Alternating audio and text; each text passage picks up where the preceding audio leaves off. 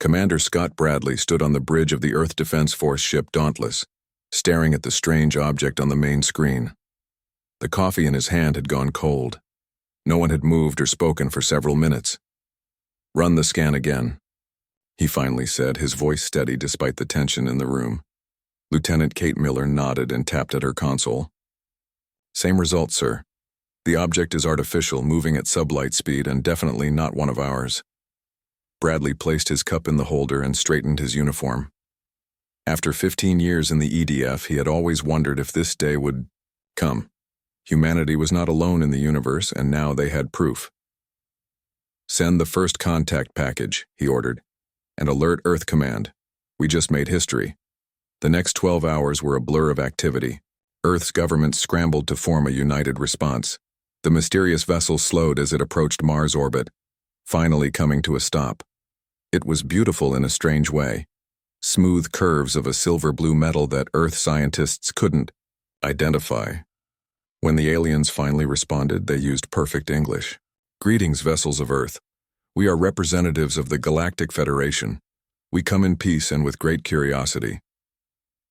3 days later, Bradley stood in the Dauntless's main conference room, watching as the first aliens humanity had ever met stepped through the airlock. The diplomatic team behind him held their breath. The aliens were tall and slender with pale blue skin that seemed to shimmer under the lights. Their four-fingered hands moved with grace as they removed their helmets. Their faces were almost human-like, but with large almond-shaped eyes that blinked sideways. "I am Ambassador Xylock of the Arlaxian people," the lead alien said with a small bow. "It is our honor to make first contact with your species." Bradley stepped forward. "Commander Scott Bradley of the Earth Defense Force. Welcome aboard the Dauntless." The meeting lasted 6 hours. Bradley learned that the Galactic Federation included 27 different intelligent species from across the galaxy. The Arlaxians had been tasked with contacting Earth after long-range observations suggested humans had reached a sufficient technological level. What fascinated Bradley was the aliens' reaction to basic information about Earth. When they described Earth's gravity, atmospheric composition, and temperature ranges, Ambassador Xylock looked shocked. "Your world is classified as a Class 12 death world," Xylock explained, his large eyes wide. "Most Federation species would die within minutes on your planet's surface without protective equipment. The fact that intelligent life evolved in such conditions is remarkable." Bradley didn't know whether to be proud or concerned. "This is just normal to us." "Precisely what makes it so extraordinary," Xylock replied. "My people evolved on a world with 1/3 your gravity, no weather extremes, and a perfectly stable climate." Ito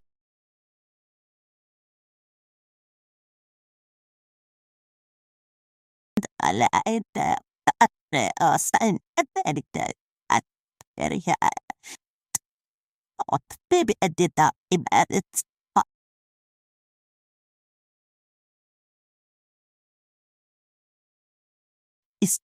at But Bradley noticed something in the aliens' behavior, a mixture of fascination and fear when dealing with humans. During a tour of the Dauntless, Xylock and his team wore light environmental suits. One of the junior diplomats, Nalara, explained their caution. "Your bodies contain metals we consider toxic," she said.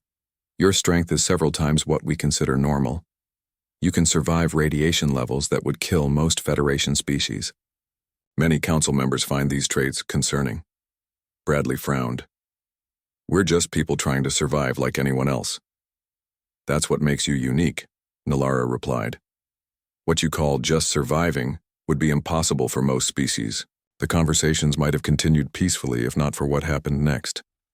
Lieutenant Miller requested a private meeting with Bradley in his quarters. Her face was grim.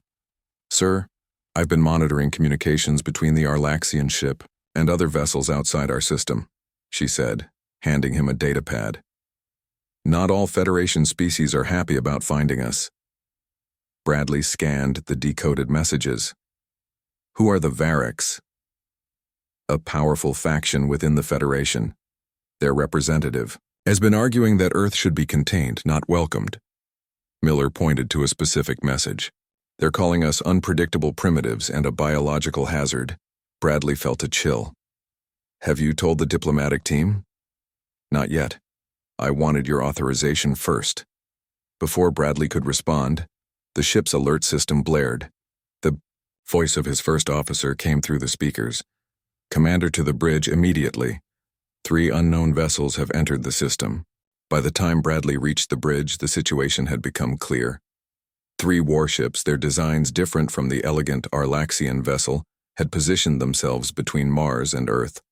Ambassador Zylock was already on the bridge, his normally blue skin now pale with worry. Varix warships, he said quietly. This is not authorized by the Federation Council. The main screen flickered and a new alien appeared. This one had red-orange skin with bony ridges along its skull. Its eyes were small and dark. Attention. Primitive world, designated Earth. I am Commander Drazak of the Varix Dominion. Your species has been classified as a biological and cultural threat to galactic stability. You will surrender your world for proper management and control. Resistance will result in your planet's sterilization. Bradley stepped forward, anger rising in his chest. This is Commander Bradley of the Earth Defense Force. We have established diplomatic relations with the Federation through Ambassador Zylock. Your threats are out of line. The Varix commander's expression didn't change. The Arlaxians are weak. They do not understand the danger your kind represents. Deathworlders like you cannot be allowed to spread throughout the galaxy, unchecked.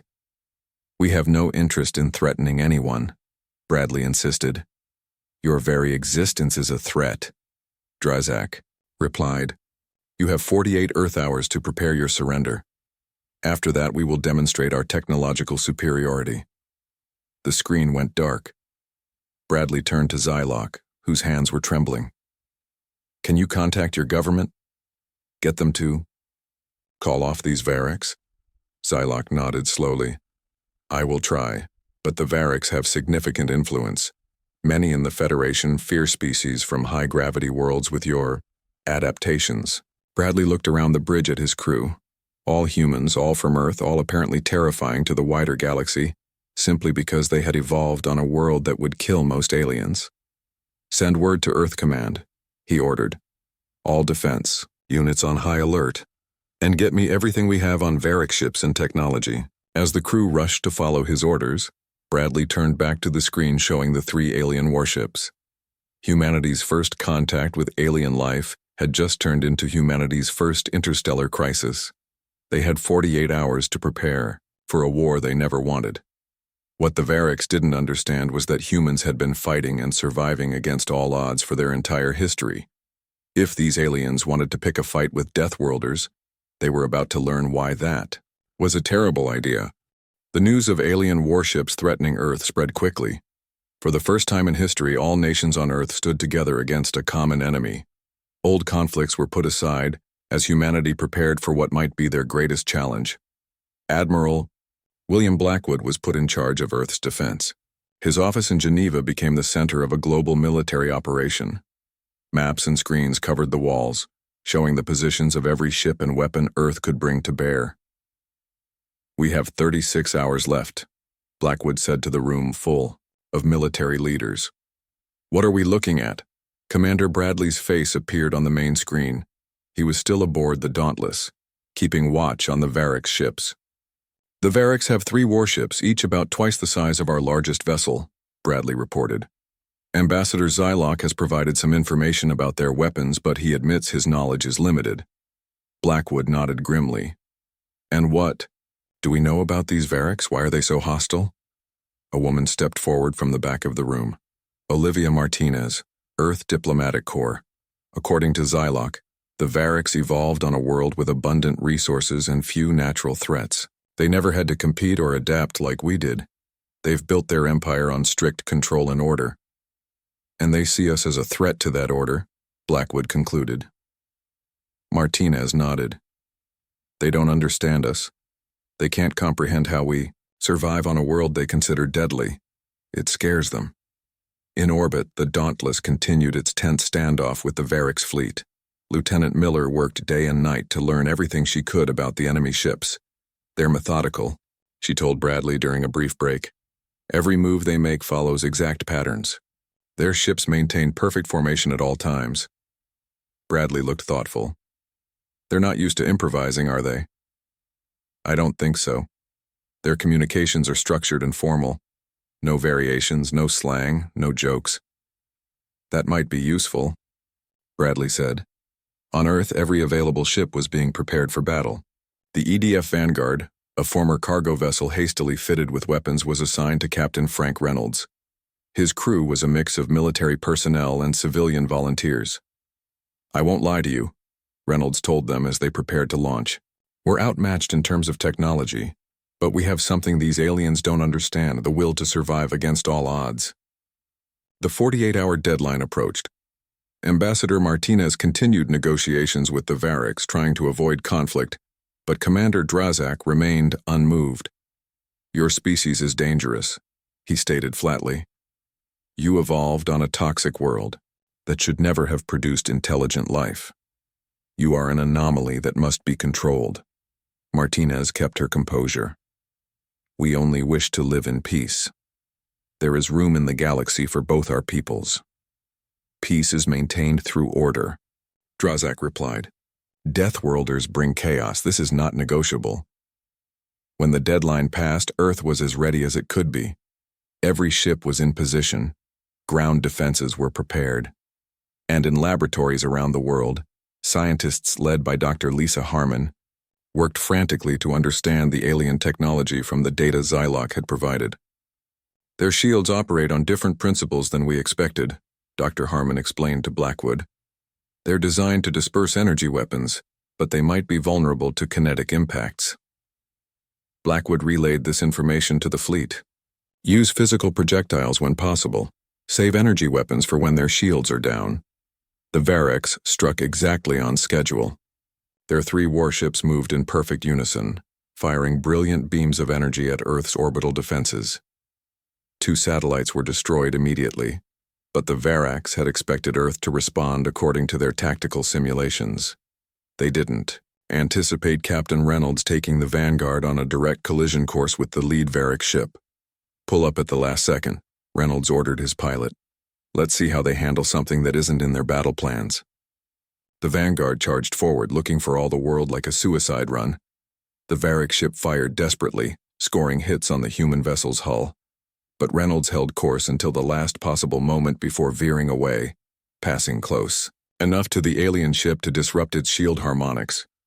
Now, Bradley ordered from the Dauntless, which had been hiding behind Earth's moon. His ship emerged and fired conventional missiles at the Varik's vessel, while its shields were fluctuating. The explosion wasn't large, but it damaged the Varik ship's propulsion system. For the first time in the battle, the perfect formation of the alien fleet was broken. They're confused, Miller reported, monitoring their communications. They didn't expect us to coordinate like this. They thought we'd be easy to defeat. The battle continued for hours. Earth suffered losses, 3 defense ships destroyed, multiple orbital platforms damaged. But the Variks were clearly frustrated. Their tactics, which had won countless battles across the galaxy, weren't working against these unpredictable humans. After 6 hours of fighting, the Varik's fleet pulled back to regroup. They maintained position just beyond the moon's orbit, their damaged lead ship protected by the other 2. On Earth, Admiral Blackwood assessed the situation. They're not leaving. They're planning something else. Commander Bradley agreed. This was just their first attempt. They didn't commit their full strength. In the brief lull, Ambassador Zilok requested a meeting with Martinez. They met in a secure room at the diplomatic headquarters. I have received a message from my government, Zilok said, his voice low. The Federation Council is divided over the Varik's action. Some support it, others condemn it. And your people? Martinez asked. The Arlaxians believe the Variks have made a grave error. They have no concept of what they've provoked. Zilok's large eyes blinked slowly. You must understand something about your species, Ambassador. You evolved on a planet that would kill most sentient beings within minutes. Your bodies can withstand radiation, toxins, and physical stresses that would destroy any Variks. And your minds. What about our minds? You think differently. You adapt. You improvise. The Variks cannot comprehend this. Their society is built on perfect order and predictability. They have no concept of evolutionary pressure. Martinez leaned forward. Will your government help us? Zylok hesitated. Not openly, but I can provide information, technical specifications that might help your scientists. While they spoke, Dr. Harmon made a breakthrough. The debris from the damaged Variks ship contained components that revealed vulnerabilities in their shield design. They never expected to fight a species from a high-gravity world, she explained to Bradley over a secure channel. Their shields are calibrated for energy dispersal, not kinetic impact. That's why Reynolds's maneuver works so well. Bradley nodded thoughtfully.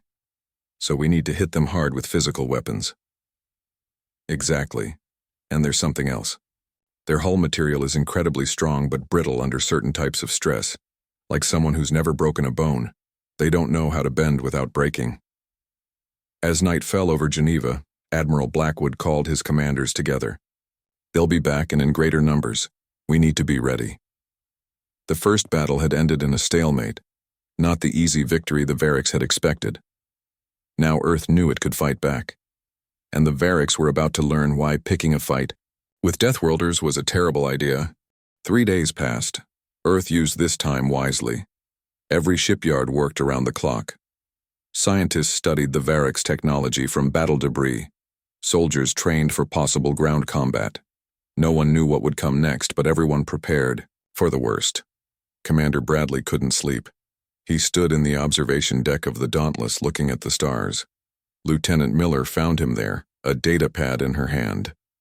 Sir, long-range sensors are picking up new signals, she said. More Variks ships, at least 9 of them. Bradley nodded slowly. They're coming back in force, just as we expected. Down on Earth, the new EDF Defiant was almost ready for launch. Captain Mary Donovan walked through her ship, checking every system. The Defiant was special, the first human vessel to use modified Variks shield technology. How's it looking? She asked her chief engineer. Strange, but promising, he replied. We've adapted their shield design, but we've modified it to handle kinetic impacts better. It's not what the Variks would do, but it might work better for us. Admiral Blackwood called an emergency meeting. The Variks fleet will arrive in 24 hours. They've brought 3 times more ships than before. We need to be ready. Ambassador Martinez had more troubling news.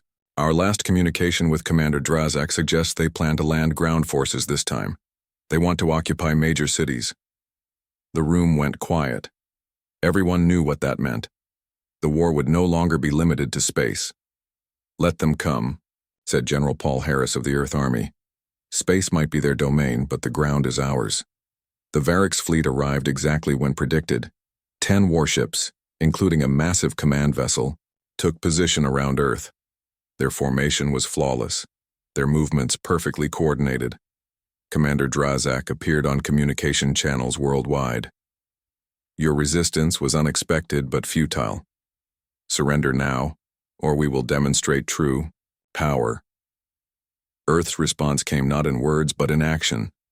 The newly commissioned Defiant shot forward from its hiding place behind a small space station. Captain Donovan aimed directly for the space between 2 Variks vessels, a gap that seemed too small for any ship to pass through. Shields at maximum, she ordered. Let's show them what we've learned. The Variks fired their energy weapons, striking the Defiant's modified shields. To their shock, the shields held. The human ship passed through their formation, disrupting their perfect pattern. They've adapted our technology, a Variks officer reported to Commander Drazak. This should not be possible in such a short time. Drazak's face hardened. It changes nothing. Begin the ground assault.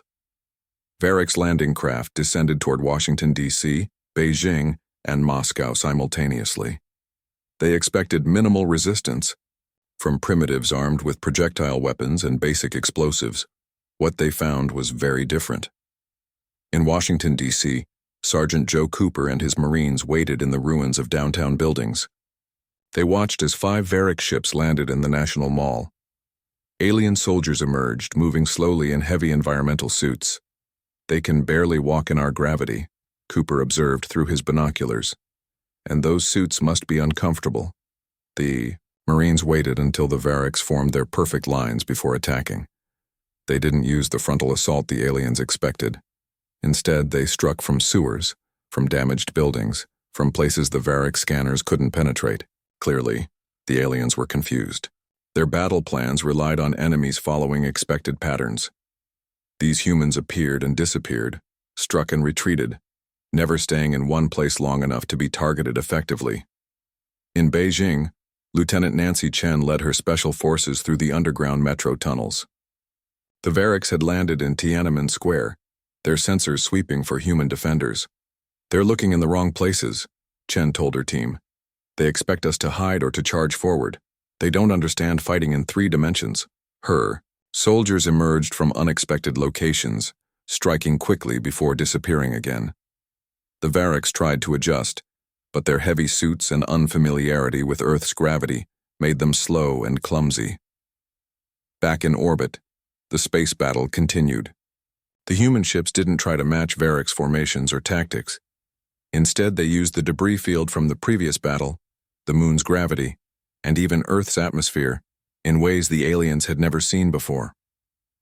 Captain Reynolds took the Vanguard on a desperate run through Earth's upper atmosphere, using the friction to heat the ship's hull. When he emerged, the superheated metal confused Varik sensors just long enough for 3 EDF ships to strike a critical blow against one of the enemy vessels. In her laboratory, Dr. Harmon made another crucial discovery. She had been examining the bodies of 2 Varik soldiers recovered from a damaged landing craft. What she found shocked her. "Admiral," she reported to Blackwood, "the Variks have almost no natural immune system. Their world is so controlled and clean that they never developed resistance to microbes." Blackwood understood immediately. "Earth is full of microorganisms. You're saying our world is making them sick?" "Not just sick. Any Variks exposed to our atmosphere without their suits could die within days from what we would consider minor infections." This information reached the front lines quickly. In Moscow, defenders deliberately targeted the environmental systems on Varik suits.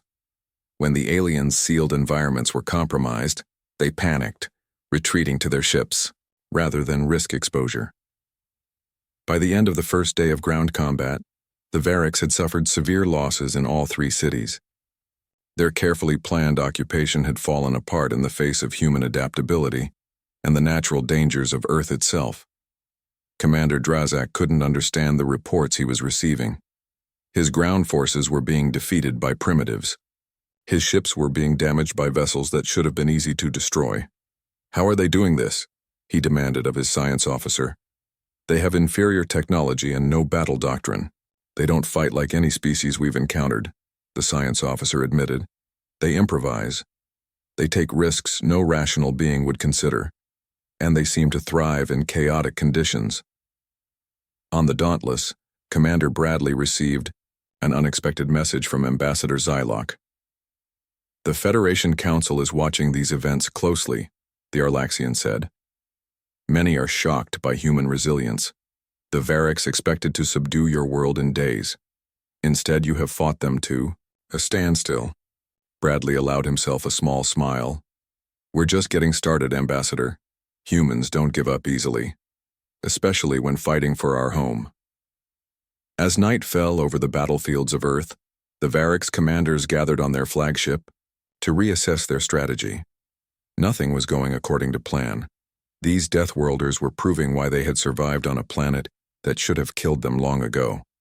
And the Variks were beginning to understand why picking a fight with them had been a terrible idea. 1 week into the war, Earth had surprised everyone, including itself. The Variks still held the technological advantage, but humans were quick learners. Factories that once made cars now produced parts for defense systems. Scientists worked, day and night, adapting alien technology. Every captured piece of Variks equipment was studied and improved upon. In orbit, 3 Variks ships had been severely damaged. The aliens pulled back to a higher orbit, regrouping and rethinking their strategy. On the ground, they had completely withdrawn from Moscow and Beijing. Only in Washington did they maintain a small presence, protected by heavy shields. Admiral Blackwood sat in a bunker beneath the Rocky Mountains, reviewing the latest reports. Commander Bradley, recently promoted to admiral, stood nearby studying a holographic map of the solar system. "They're calling for reinforcements," Bradley said. "Our long-range sensors detected signals leaving the system." Blackwood nodded grimly. "How long do we have?" "A month, maybe less. Then we need to take the fight to them before their friends arrive." The plan that formed over the next day was bold, perhaps even reckless. But as Ambassador Martinez pointed out, reckless is what they don't expect from us. They think we'll be cautious and defensive. Earth's first interstellar fleet was assembled from the 5 largest EDF ships, including the Dauntless and the Defiant. Dr. Harmon's team had reverse-engineered the Varix faster-than-light drive from a captured scout ship. It wasn't perfect, but it would work for a short jump. Admiral Bradley would lead the assault. The target was not the Varix fleet above Earth, but their home system. Their homeworld Paraxis is only 12 light-years away, Bradley explained, to his captains. They never expected us to be able to reach it. They have minimal defenses there because they've never been attacked at home. Captain Samantha Wright of the EDF Intrepid raised her hand. "How do we know this?" Ambassador Zylock provided the information. "The Arlaxians want the Varix stopped as much as we do." The plan had 2 parts. While the main fleet engaged the Varix ships above Earth, Bradley's strike force would jump to Paraxis, capture their central command station, and force a surrender. The night before the mission, Bradley recorded a message for his family. "I don't know if we'll make it back," he said softly to the camera. "But I do know that this is our best chance. The Varix don't understand us. They think we're just primitives from a harsh world. They don't realize that our harsh world is what made us strong." The attack began at dawn. Earth's defense fleet, led by Admiral Blackwood aboard the newly repaired Vanguard, engaged the Varix in Earth orbit.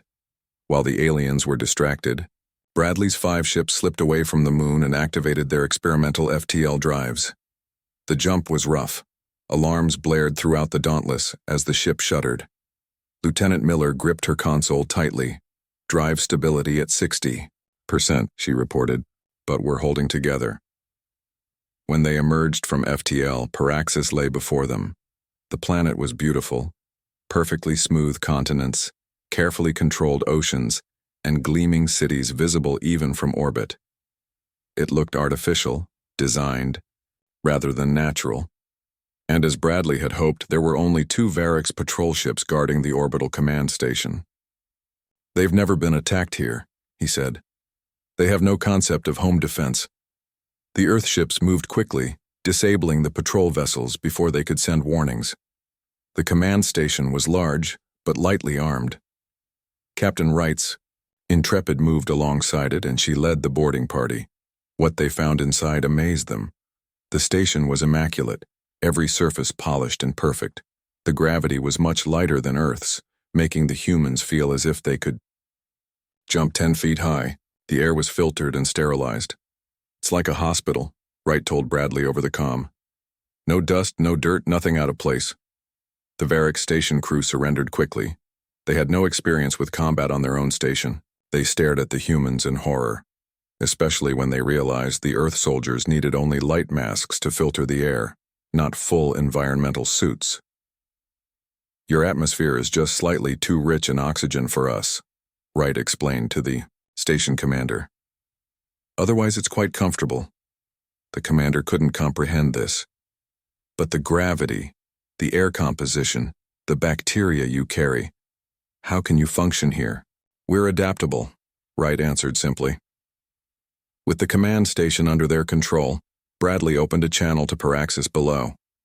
The planet had never experienced war firsthand.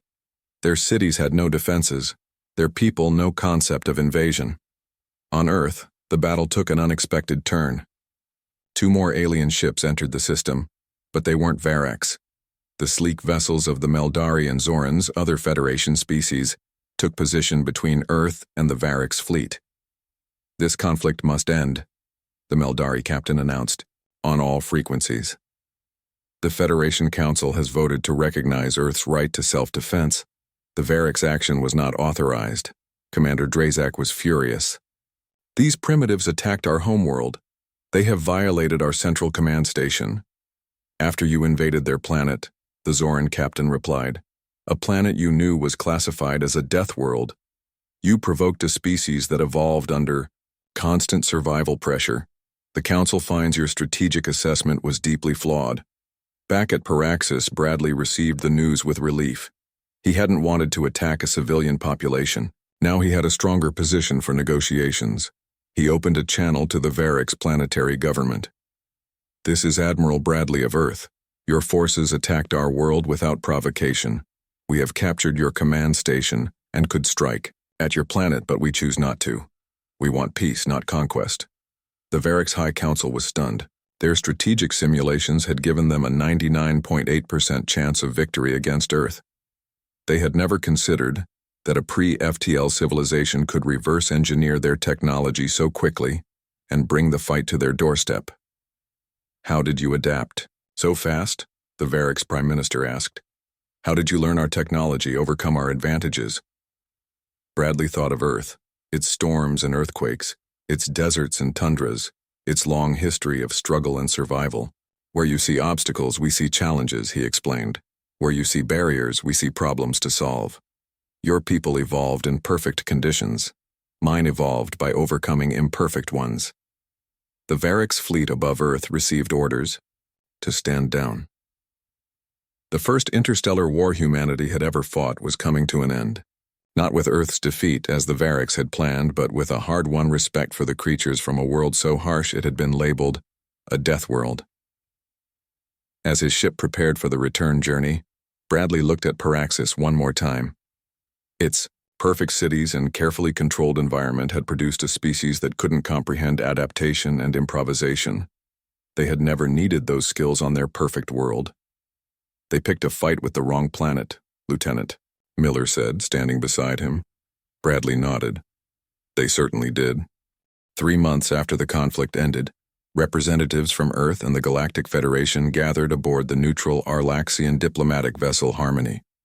The massive ship hung in space between Earth and the Moon, its elegant curves catching the sunlight. Admiral Bradley adjusted his dress uniform nervously. After fighting a war, peace talks somehow felt more challenging. Ambassador Martinez stood beside him, reviewing her notes one final time. Remember, she told Bradley, this isn't just about ending the conflict. This is about establishing Earth's place in the galactic community. The Earth delegation entered the Grand Meeting Hall. Federation representatives from 27 species waited inside. Most striking was the Varric's delegation, led by High Commander Zorax himself. The orange-skinned aliens sat stiffly in their environmental suits, clearly uncomfortable in the Earth-normal section of the ship. Ambassador Zylok stepped forward to open the proceedings. This gathering marks a historic moment. The admission of Earth into the Galactic Federation comes after an unfortunate first contact. But from conflict can come understanding. Bradley studied the room as various representatives spoke. The Meldari, tall beings with silvery skin, seemed genuinely excited about Earth joining the Federation. The plant-like Zorans swayed gently, their leaf-like appendages rustling whenever humans spoke. Other species he couldn't name watched with expressions, ranging from curiosity to concern. When High Commander Zorax rose to speak, the room fell silent.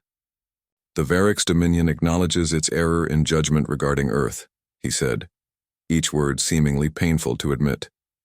We do not understand how you prevailed. Our technology, our numbers, our strategic models, all predicted your defeat. Martinez stepped forward with a diplomatic smile. Perhaps the mistake was in how Earth was classified. You saw our world as a liability, a harsh, dangerous planet that should never have produced sentient life. You never considered that it made us stronger. Zorax's small eyes narrowed. We have existed for 10,000 years without facing a species like yours. You adapted our technology within days. You survived conditions we considered lethal. You brought war to our homeworld when we believed you confined to your own system. Humans are problem solvers, Bradley said simply. It's how we survived on Earth. The peace treaty took hours to finalize. Earth would join the Federation as a full member. The Variks would pay reparations for their unprovoked attack. And most importantly, Earth would be reclassified in Federation records. Earth will no longer be labeled merely as a death world, Xylock announced. It will be recognized as the cradle of Deathworlders, beings who have evolved under constant environmental pressure and emerged stronger for it. After the formal signing, Bradley found himself face-to-face with Zorax in a quiet corner of the reception area. The Variks commander seemed to be studying him intently. "There is something I must know," Zorax said. "Your people charged into battle against superior forces. You took impossible risks. You exposed yourselves to conditions that should have killed you. Why?" Bradley thought for a moment. "Because that's what we've always done. Earth has never been kind to us. We've faced ice ages, meteor strikes, plagues, and countless natural disasters. We survived because we refused to give up. My people would never understand this," Zorax admitted. "Our world has always been perfect. We control the weather, the landscapes, even the evolution of species. Nothing is left to chance." "That's why you lost," Bradley said gently. "You've never had to adapt." The aftermath of the treaty transformed humanity's place in the galaxy. Earth specialists became highly sought after for their problem-solving abilities.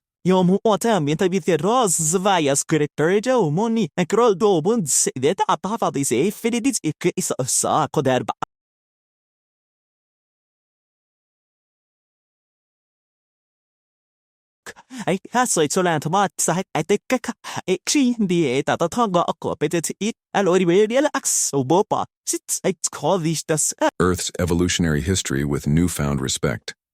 The fact that humans could survive in environments ranging from Arctic tundra to scorching deserts without technological assistance amazed species who required environmental control to travel between different regions of their own worlds. 6 months after the peace treaty, a new training program began. Young Variks officers were now required to spend time on Earth as part of their education. Most couldn't complete the program, finding Earth's gravity, weather, and microbial life overwhelming. But those who did gained a new perspective on the species they had once dismissed as primitives. Admiral Bradley, now heading the new Earth Diplomatic Corps, watched the first Variks training group struggle through a light rain shower. They wore modified environmental suits but still moved awkwardly in Earth's gravity. "They find this difficult," Ambassador Martinez said, joining him. "Imagine what they would think of a hurricane or a blizzard." Bradley nodded. "They're trying, though. That's a start."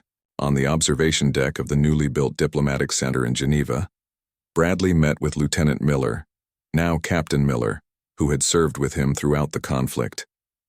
"The Federation Council has approved our proposal," she told him excitedly. "Earth will host the first Deathworld Summit next year. They want to meet other species who evolved in harsh conditions." "How many are there?" Bradley asked. "Not many. Fewer than 20 among the thousands of known worlds. But they're all remarkable in their own ways." Bradley looked out at the Swiss mountains, thinking how ordinary they seemed to human eyes, yet how terrifying they would be to species like the Variks or Arlaxians. What humans considered a pleasant hiking trail would be an impossible journey for beings evolved in controlled environments. "You know what's funny?" Miller said. "The Variks thought they were teaching us a lesson. Instead, they learned one." Throughout the galaxy, a new saying emerged among spacefaring species. It was first recorded in a Meldari trading outpost, then spread to every corner of Federation space. It appeared in training manuals, diplomatic guidelines, and military academies. Never pick a fight with Deathworlders. They consider survival a hobby. Earth continued to change and adapt to its new role in the galactic community.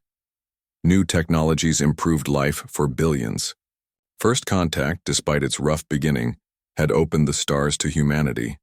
As for the Variks, they slowly began to change too. Young generations took interest in Earth's chaotic but vibrant culture. Some brave Variks even visited Earth as tourists. carefully venturing outside their environmental bubbles for brief, thrilling moments. Bradley often thought about Commander Drazak's words from the beginning of the conflict. Your very existence is a threat. The Varex had been right, but for the wrong reasons. Humanity's existence wasn't a threat because humans were inherently dangerous, but because they represented a fundamental truth the Varex had forgotten. Strength comes from overcoming challenges, not avoiding them. And that was the final lesson of Earth's first interstellar war. The universe might be vast and filled with wonders, but there was something special about species who called Deathworlds home.